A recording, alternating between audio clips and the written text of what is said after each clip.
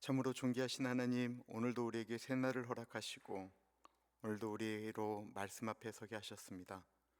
살아계신 하나님의 말씀이 우리의 인생을 이끌어갈 수 있도록 오늘도 말씀 가운데 우리로 깨닫게 하여 주십시오. 존귀하신 예수님 이름으로 기도합니다. 아멘. 하나님께서 오늘 우리에게 주시는 말씀은 에스겔 8장입니다. 긴 문장인데요, 긴 말씀인데 다 읽겠습니다. 여섯째 해 여섯째 달 초다새에 나는 집에 앉았고 유다의 장로들은 내 앞에 앉아 있는데 주 여호와의 권능이 거기에서 내게 내리기로 내가 보니 불 같은 형상이 있더라. 그 허리 아래의 모양은 불 같고 허리 위에는 광채가 나서 단 쇠 같은데 그가 손 같은 것을 펴서 내 머리털 한 모숨을 잡으며 주의 영이 나를 들어 천지 사이로 올리시고 하나님의 환상 가운데서 나를 이끌어 예루살렘으로 가서 안뜰로 들어가는 북향한 문에 이르시니 거기에는 질투의 우상 곧 질투를 일어나게 하는 우상의 자리가 있는 곳이라. 이스라엘 하나님의 영광이 거기에 있는데 내가 들어가 본 모습과 같더라.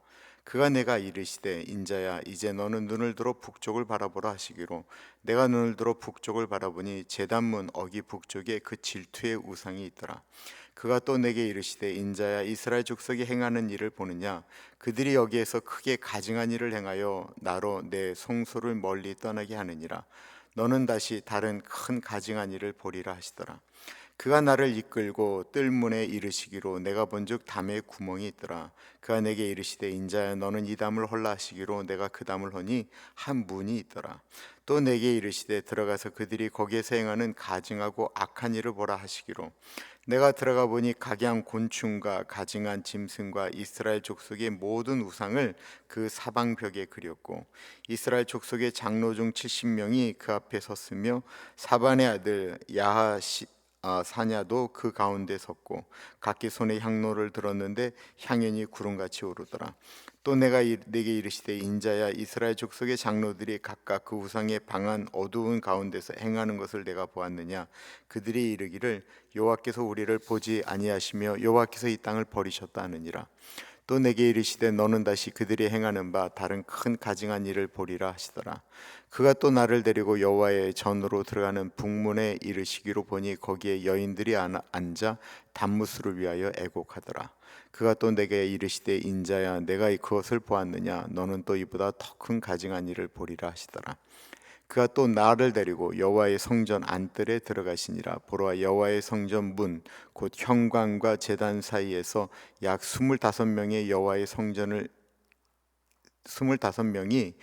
성전을 등지고 낫을 동쪽으로 향하여 동쪽 태양에게 예배하더라.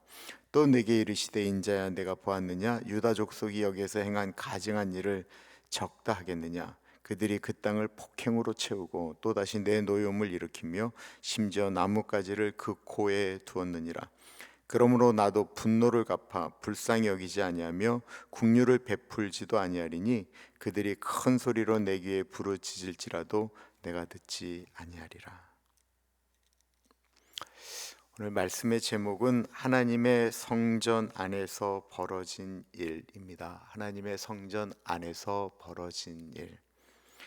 이스라엘이 왜 멸망할 수밖에 없었을까요? 단순히 외적 군사력이나 정치력의 약화 때문은 아니었다라는 것입니다. 그 근본적인 원인은 하나님을 떠난 신앙의 타락에 있었습니다.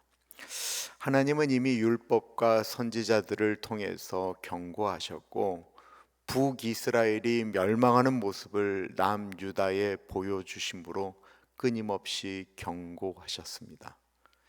선지자들을 통해서 이사야를 통해서 예레미야를 통해서 끊임없이 경고하셨습니다. 그런데 이스라엘 사람들은 그 경고를 가볍게 여겼습니다. 오늘 본문은 하나님께서 에스겔에게 왜 내가 내 사랑하는 백성을, 내 사랑하는 예루살렘을 내가 머물러서 이스라엘 가운데 같이 하시겠다라고 약속하셨던 하나님의 성전을 파괴할 수밖에 없었는지 그 실상을 나타내고 있습니다. 오늘 우리가 읽은 에스겔 8장은 단순히 옛 이스라엘의 이야기로 머물지 않습니다. 이 이스라엘 백성들을 보시면서 탄식하셨던 하나님을 섬기되 우상을 섬겼던 그 모습이 혹시 교회를 다니고 있지만 나는 그리스도인이라고 이야기하고 있지만 마음속에 우상을 숨겨두고 있지는 않는지 우리에게 경고하시는 말씀입니다. 예배를 드리고 있지만 실제로는 하나님을 등지고 세상을 향해 살아가고 있는 그리스도인을 향한 경고입니다.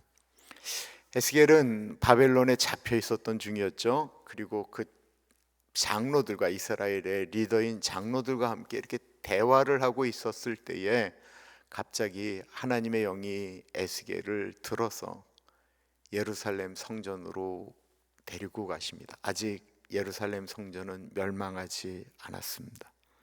그곳에서 하나님은 에스겔에게 너무나도 충격적인 장면을 보여주고 계십니다.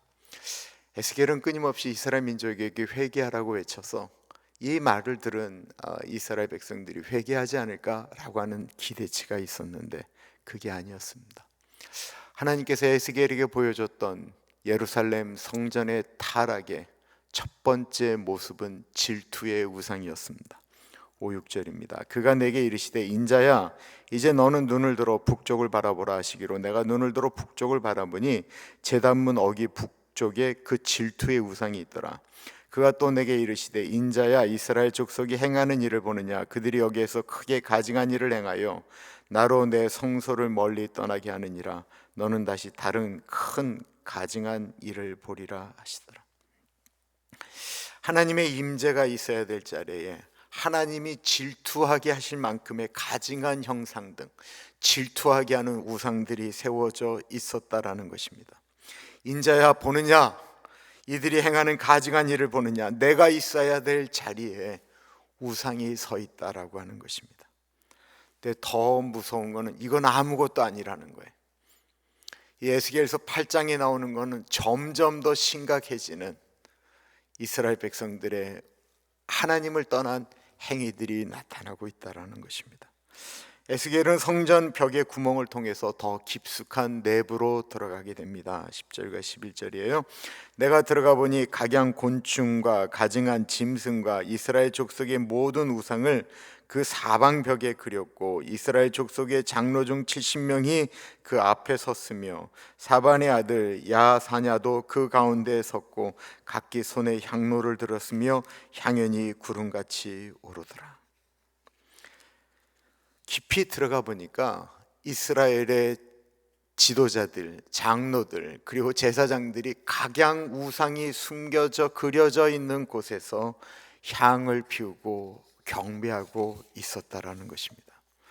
그들은 어둠 속에 숨어서 드러내놓고 우상을 섬길 수는 없으니까 우리가 섬기는 하나님은 어디 계시느냐, 도대체 어디 계시길래 침묵하시느냐, 하나님은 죽었다라고 이야기한 것입니다.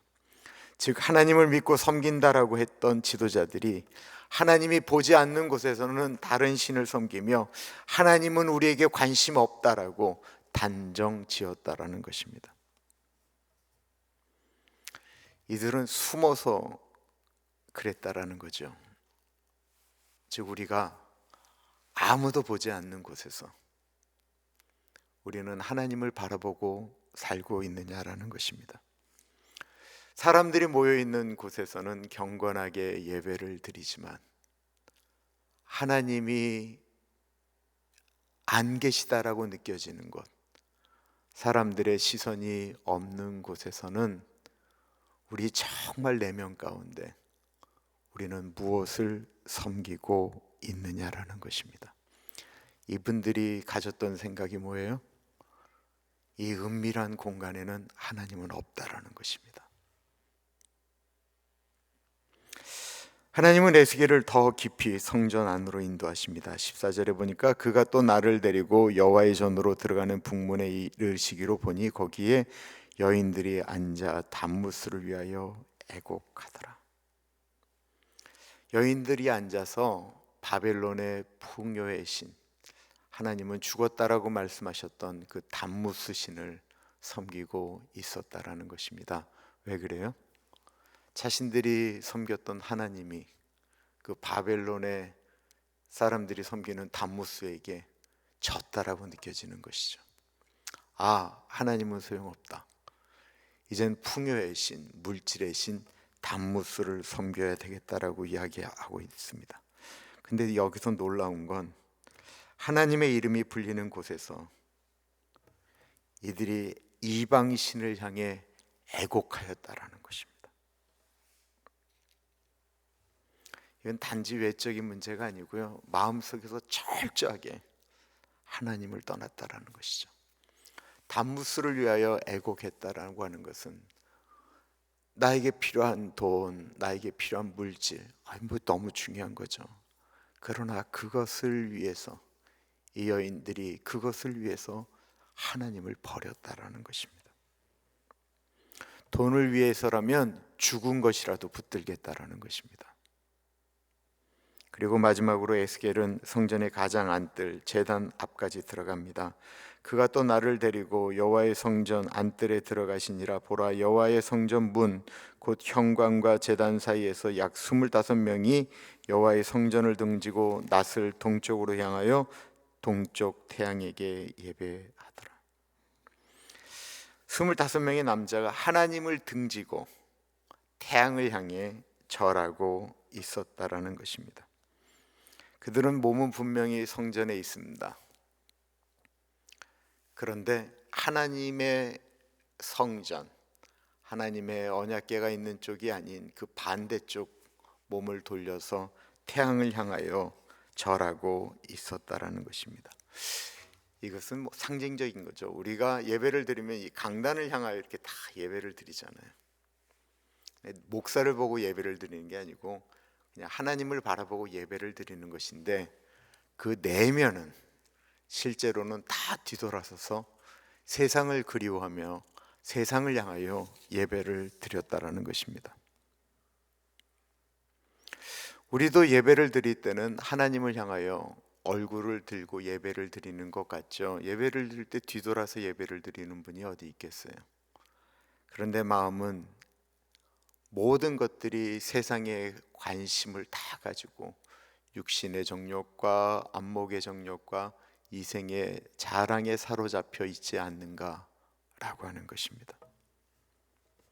성전은 여전히 있었고 하나님을 향한 예배는 있었지만 하나님을 향하여 진정으로 예배를 드리는 것이 없는 그곳, 왜 하나님이 거기 계셔야 합니까? 하나님은 에스겔에게 말씀하십니다. 그러므로 나도 분노로 갚아 불쌍히 여기지 아니하며 긍휼을 베풀지 아니하겠다. 그들이 큰 소리로 아무리 크게 내 귀에 부르짖을지라도 내가 듣지 않겠다. 하나님을 향하여 큰 소리를 외쳐도 그 외침은 그때만 살려달라는 것이지 그들의 삶은 변화되지 않았습니다. 오늘 말씀 앞에서 우리 자신을 좀 조명해 보았으면 좋겠습니다.